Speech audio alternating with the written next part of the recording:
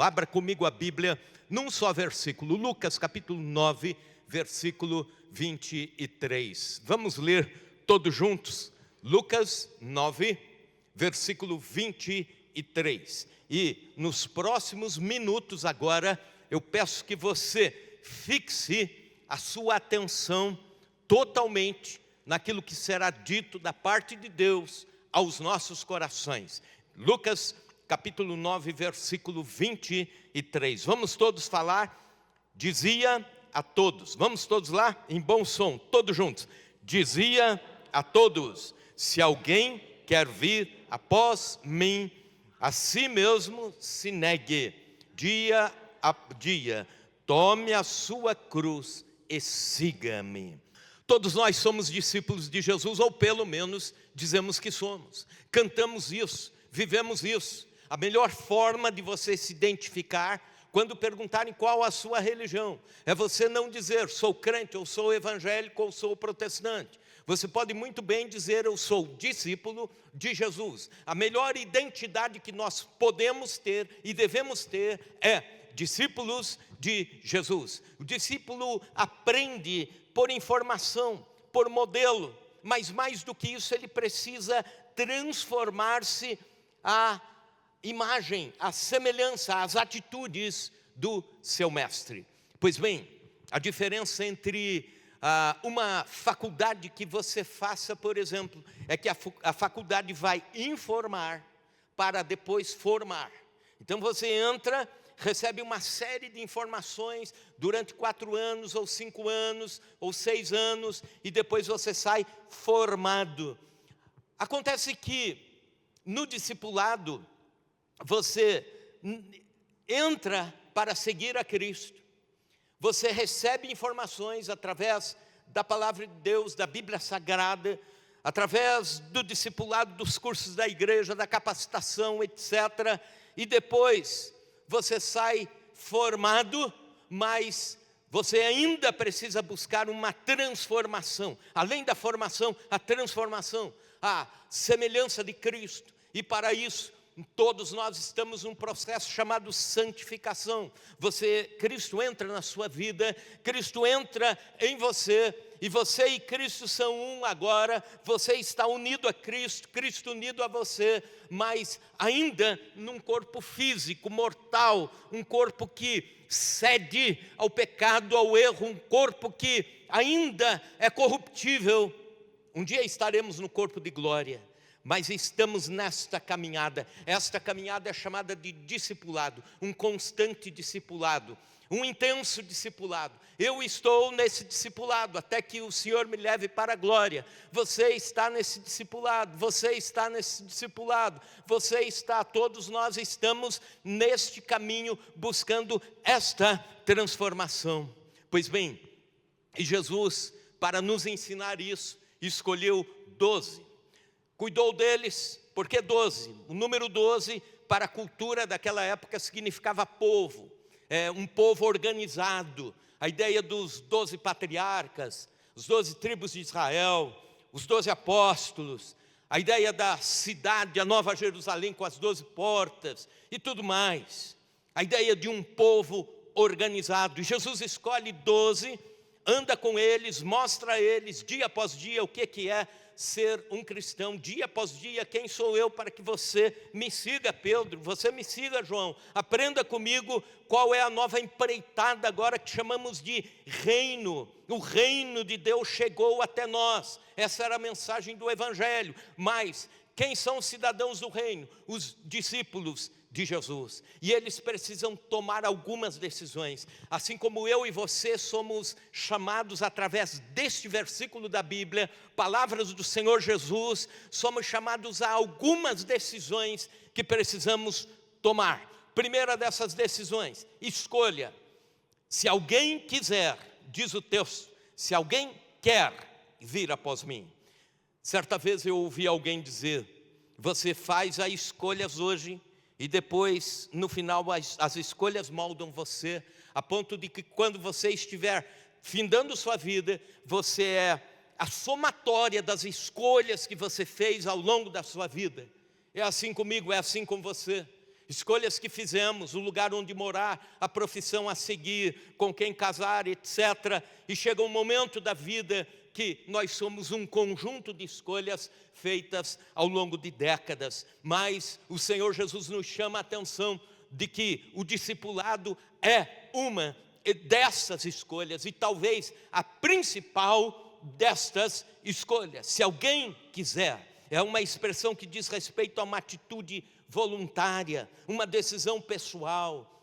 Você, como indivíduo, como pai, como mãe, como profissional, precisa entender que um dia estaremos frente ao juízo de Deus, um dia estaremos frente ao céu ou inferno, estaremos frente à perdição eterna ou o lar eterno. E quando estivermos lá, não poderemos mais fazer uma escolha. Mas aqui em vida, Jesus está dizendo: se alguém quiser, venha. Se alguém quiser, venha após mim. Eu e você precisamos segui-lo como escolha. O desafio do discipulado hoje vai muito além apenas de ser crente ou de ser batizado numa igreja.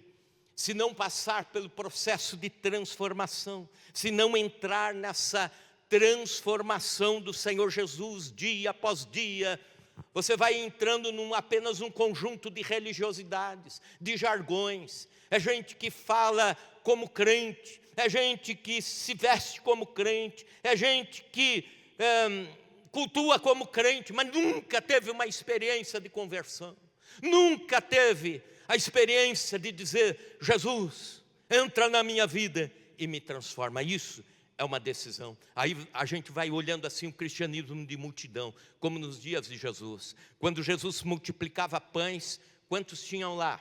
A Bíblia diz, apenas homens, 5.000. Mas aí tinha crianças, tinha mulheres, aproximadamente 15.000 pessoas para comerem os pães que Jesus multiplicava. Quando Jesus operava milagres, quando Jesus entrava em Jerusalém para a última semana, a multidão. Quando Jesus prega o sermão do monte, a multidão. Mas, conforme ele vai se aproximando da cruz, a multidão vai deixando, porque a multidão não quer cruz. Vivemos em dias em que um crente, nesse contexto em que nós vivemos, midiático, esse contexto de megalomanias, esse contexto chamado gospel, as pessoas vão na multidão, vai no fluxo da multidão, sem nenhum compromisso de oração, de busca, de jejum, de arrependimento. Nos dias de Jesus, alguém fez o seguinte cálculo com base nos textos bíblicos dos 4 evangelhos, e chega à seguinte conclusão: que Jesus cuida da multidão usando apenas 20% do seu tempo útil, pregando a multidão, tratando a multidão, curando a multidão, mas ele usa 80% do seu tempo útil trabalhando com os 12. Os maiores ensinamentos de Jesus para os 12, ou perto deles. Os ensinos mais profundos de Jesus, os maiores desafios para os 12. Isso significa que Jesus sabia: aqui está a multidão some na hora da cruz. Os discípulos, e o pior é que apenas um discípulo ficou até o fim lá na cruz junto com Jesus. E você sabe o nome dele? Ninguém sabe? É João, o único que ficou. Aí Jesus encomenda a João que cuide da sua mãe, que cuide da mãe de Cristo. Mas o único que estava ali na hora mais pesada do mestre. O discipulado vai muito além de querer apenas milagres de Jesus. Ele exige renúncia. Muito mais do que prosperidade e saúde, o discipulado exige arrependimento. O evangelho do reino começa a ser pregado por João Batista, e o primeiro brado de João Batista é: arrependei-vos. Arrependimento. Então deixa os pecados, e agora começa um reino diferente. A multidão quer bênçãos, mas rejeita o compromisso. A multidão quer as riquezas, mas rejeita a fidelidade. Quanto mais próximo da cruz, mais diminui a multidão. Seguir o Mestre exige uma escolha. Não esteja apenas entre a multidão, esteja entre os discípulos de Jesus. Aleluia. Segunda decisão, de render-se. Negue-se a si mesmo. E o texto nos diz isso. A si mesmo se negue. A si mesmo se negue. Negar a si mesmo é uma decisão de rendição. Significa ceder, baixar a guarda, submeter-se, recuar, entregar-se. Essa semana, conversando com alguém, e para a glória de Deus, essa pessoa entregou a vida para Jesus. Fiquei contente, né? Mas assim, ela disse: pastor, sabe o que estava acontecendo? É que era um duelo muito grande entre o meu ego, o que eu queria, e o que Deus quer da minha vida. E eu só estava errando, mas o meu orgulho ia me empurrando, ia me fazendo tomar uma decisão atrás da outra, pensando que eu estava certo, eu estava errada. E aí quando eu abri a guarda, deixei Cristo entrar na minha vida, agora começa um novo rumo na minha vida. Não decido mais por mim, Cristo decide por mim. Ele se assentou no trono da minha vida, aleluia. Na expectativa, na perspectiva do nosso relacionamento com Cristo, rendição significa o fim da nossa independência, o fim da nossa autoconfiança, o fim da nossa autossuficiência, para dizer: o Senhor manda em mim, o Senhor decide por mim. Há um livro chamado Os Números e a Bíblia, escrito por Christian Schwantz. Ele diz o seguinte, falando sobre Moisés, os 4 períodos da vida de Moisés. Ele diz assim: nos primeiros 40 anos, Moisés olhava para o Egito, para o povo hebreu, e dizia: eu posso, príncipe. Nos segundo 40 anos, lá distante, pastoreando as ovelhas do seu sogro, ele diz: eu não posso, eu não posso. E aí nos últimos 40 anos de vida, ele diz: Deus pode, Deus pode. O discípulo é aquele que diz: Deus pode.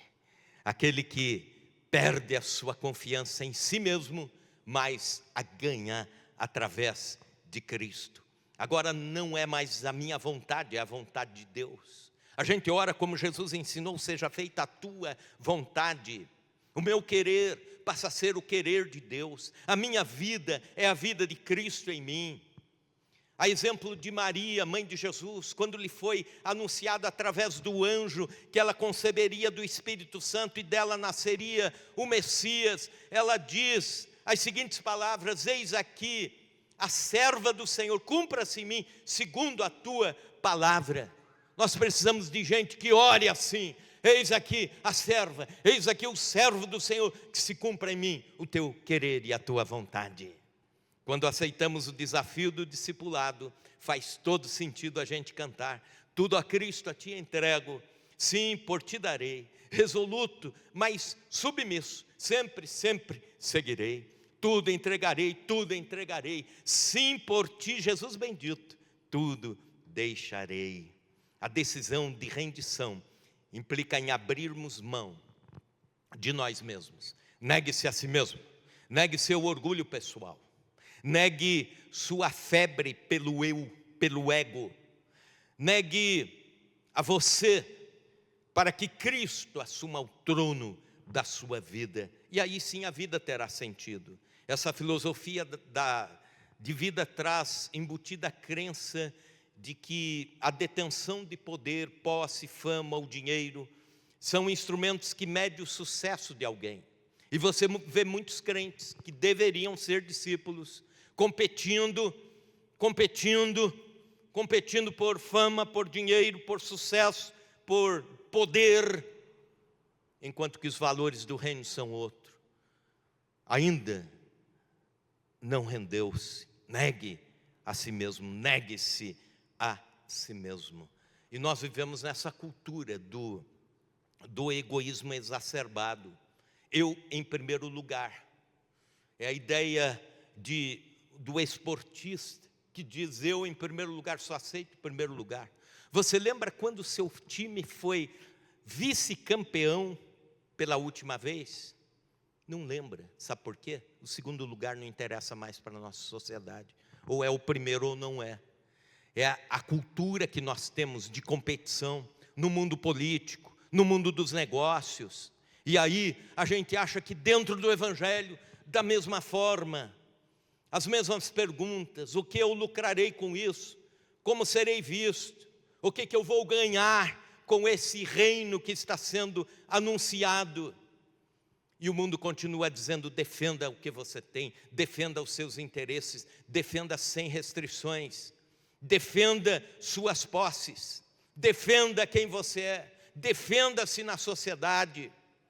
Isso me faz lembrar de uma ilustração em que um rapaz, vindo a Cristo, conhecer a Cristo, Jesus falou ao seu coração: agora você não é apenas mais um membro da Igreja Presbiteriana Independente. Você, de agora em diante, é um discípulo. E o que, Senhor, eu devo fazer para ser um discípulo? Aí Jesus falou ao seu coração: em primeiro lugar, de tudo o que você tem. E aí ele tirou a carteira e colocou assim, a carteira e o relógio, deixou ali. Senhor, já dei o tudo. E Jesus perguntou para ele: isso é o seu tudo?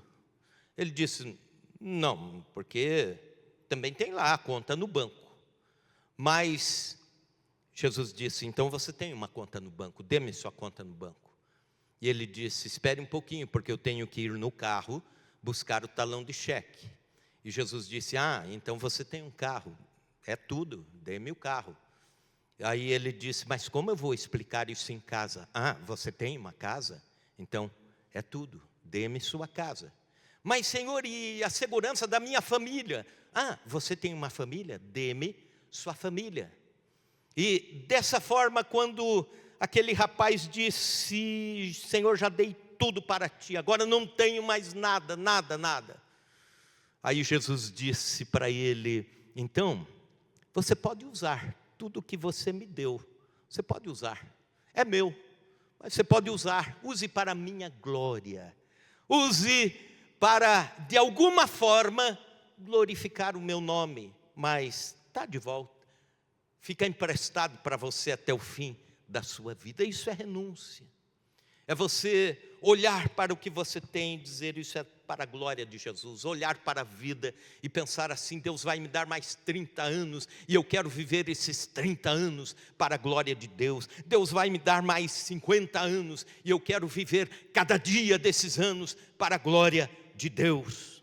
Negue-se a si mesmo. Terceira decisão: exponha-se.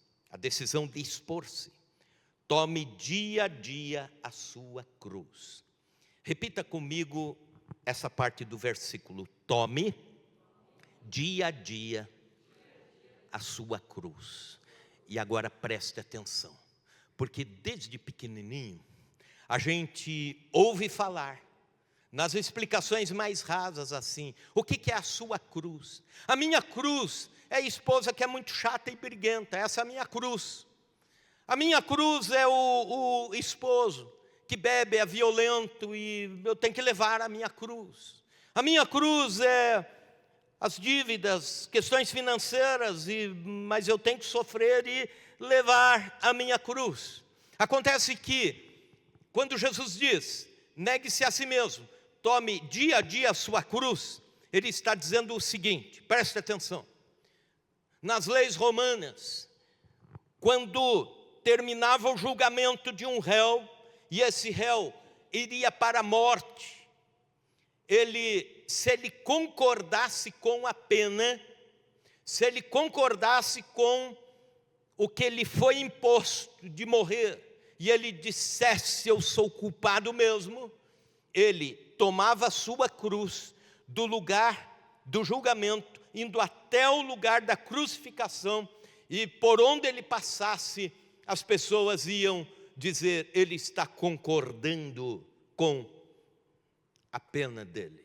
se ele dissesse: eu sou inocente, fui julgado errado, foi injusto o meu julgamento, ele tinha o direito de que outra pessoa levasse a cruz. Ele ia para o lugar da crucificação, mas não levava a sua própria cruz. Quando Jesus vai para o Calvário, ele está levando a sua cruz. Ele está dizendo: eu vou mesmo para o Calvário, porque era essa a minha sina. Eu estou levando não a minha cruz, eu estou levando a cruz que era para ser do Marcos, do Tola, do Hilário, do Valdir. É a cruz que não é minha, mas eu estou levando. Concordo com a pena. Agora é interessante que Jesus cai com a cruz no caminho. E um estrangeiro ajuda Jesus e leva um pouquinho da cruz. Essa cena me fala sobre a humanidade, as nações sendo chamadas para o discipulado. Um estrangeiro, Simão de Cirene, um africano, que estava ali por aqueles dias próximos da crucificação da Páscoa também, e ele é obrigado a levar, e leva. Essa cena me ensina que o discipulado se estende ao mundo, a possibilidade de pessoas se negarem e tomarem a cruz e seguirem o discipulado. Aleluia. Agora, entendeu o que é levar a sua cruz? Os colegas de trabalho vão lhe chamar de ultrapassado, mas você assume silente. O círculo de amizades vai expurgá-lo, porque não pactua mais com as imoralidades deles, mas você assume resilientemente. É o tomar a cruz, é o dizer: o que vocês estão falando de mim é isso mesmo. Eu estou num outro reino, eu estou numa outra perspectiva de vida. Jesus entrou na minha vida. A família estendida vai decepcionar-se com você, dizer: está servindo a Deus agora, deixou a nossa religião. Você vai dizer: eu aceito irrevogavelmente, tome a sua cruz e siga pela via dolorosa, assuma o discipulado determinantemente, assuma Cristo completamente, assuma a nova vida publicamente. A Bíblia diz: e sendo encontrado em forma humana, humilhou-se a si mesmo e foi obediente até a morte, morte de cruz. Da mesma forma, nós também assumimos a obediência ao discipulado e à cruz, e vamos adiante. Quarta e última decisão do discípulo: seguir em nova direção. E siga-me. O texto termina com esta palavra, essa expressão: e siga-me. Seguir o mestre é orientar-se pelos ensinos do Senhor e imitá-lo. É seguir exatamente os passos de Jesus, é ir onde Ele vai, é não ir onde Ele não vai. Ser discípulo de Cristo é fazer o que Cristo faz, é não fazer o que Cristo não faria em seu lugar.